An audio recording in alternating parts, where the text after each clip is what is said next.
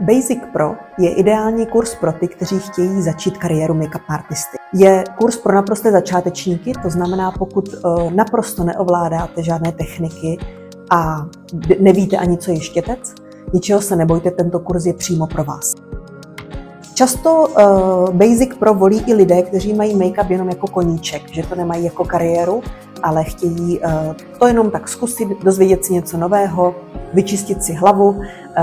Často Make-up Institute navštěvují i manažerky, které mají make-up jenom takovou jako bokovku, takže i pro vás je Basic Pro skvělé řešení.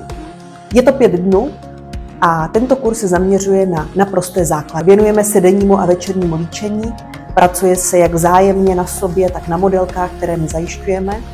Naši studenti se dozví vše od hygieny, profesionálních zásad, správného chování na pracovišti, marketingové tipy. Není to jenom o líčení, ale je to i takový vhled do toho, o čem ta kariéra je a jestli ji chcete dělat nebo ne. Během kurzu je vše z naší strany zajištěno. Učíme studentům jak profesionální štětce, tak make-up kufry na líčení, tak aby se do všeho dostali a pochopili, o čem ta kariéra je. Protože mnohdy k nám přijdou i lidé, kteří si myslí, že make-up ovládají, a my jim vysvětlíme, že to, co třeba dělali dosud, není naprosto profesionální make-up. Velmi se odlišuje profesionální přístup od Instagramu a věcí, co vidíte na internetu. Takže pokud vás make-up zajímá a chcete se ho dozvědět do hloubky, ať už to vnímáte jako kariéru nebo jenom jako koníček, Basic je to právě pro vás.